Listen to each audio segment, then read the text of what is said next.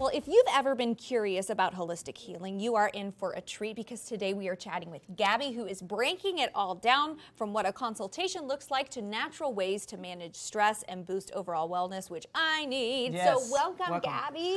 Hi, good day, good morning. Thank you for having me. Good morning, Absolutely. good day to you. So tell us about your holistic healing and what that actually means. So Ayurveda is an ancient practice that originated in India over 5,000 years ago.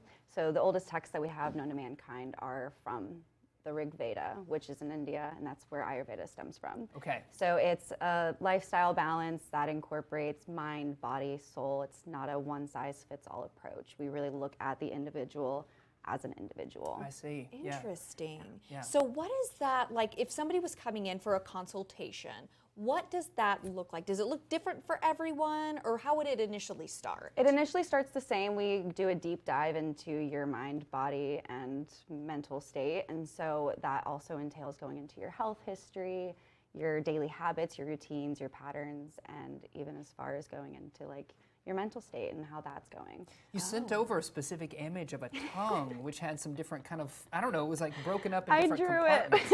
Yes, so tell us what that is, how you can learn a bit by looking at people's... So looking at part their of- tongues. Yeah, so part of the consultation includes a visual inspection, and so part of the training to become an Ayurvedic practitioner, which is what I am. There's thousands of hours where you go to school and you do all of these different consultation, objectives. And so Sessions. one of them is you look at face lines. You can kind of tell like which organs relate to which part of the face. In addition to that, there's kind of a map of the organs on the tongue. Oh, interesting. So part of the consultation, whether it be online or in person, I would look at the tongue, the face, and with the tongue you get to see, if there's toxins, where the toxins are, which organs they're in, if there's hypothyroidism or hyper, and it can go and relate to all of these different organs. Who knew that you kind of had this map for your whole On your state tongue. of being on your tongue? Go ahead, let's see if we can see what's wrong with your colon. Don't nobody look at my mouth. Maybe what are some common misconceptions when people approach you about kind of holistic healing? What do people have, myth? Let's bust some myths. Yeah, I mean, I've gotten quite a few of them since living in the South because it's definitely not native to here. No one else is really practicing this in Arkansas. Right. And so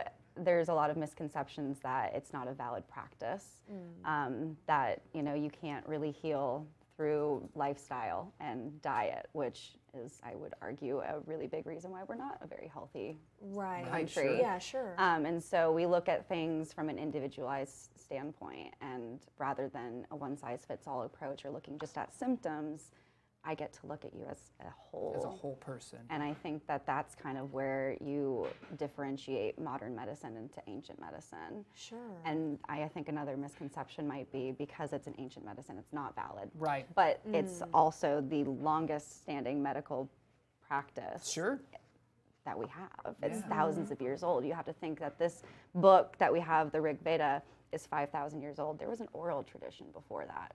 So that adds thousands of years. Sure. And so there's just so much validity to it. And because we do have the science and the power of modern medicine and science now, we get to prove that a lot of these things are right. Yeah. So before we let you go, Interesting. one quick maybe note of advice to us or a tip on a natural way to deal with stress and anxiety. Can you give us one just off Yes, the top please of help, your head? yes. I think the biggest thing is just coming to the breath. That is a living meditation. I'm also a meditation, Pilates, and yoga instructor. And so I think the biggest thing that I find is that we're not breathing. Yeah. And that is a direct correlation to your nervous system. And so the inhale is that sympathetic, that fight-flight response, and the exhale is the parasympathetic. Yeah. And so the longer, more conscious you are to that connection of just rest, digest, relax. You allow yourself to come back. We're gonna You rest, are okay. Everything's Breathe Yes. into the commercial break, Breathe. I think. Don't hold I know your you brought a breath. gift for us as yes, well. We thank you yes. for So that part as of well. so just quickly, so the organs, so when you open your mouth and you see maybe some white stuff in the back of your tongue, Yeah. this is a tongue scraper that helps scrape the toxins out of the organs. So great. No more toxins for in the us. morning, you just scrape your tongue with that. There's two in there. Thank you, Thank you, Gabby. Gabby. Thank you so for much for joining having us. me. Absolutely.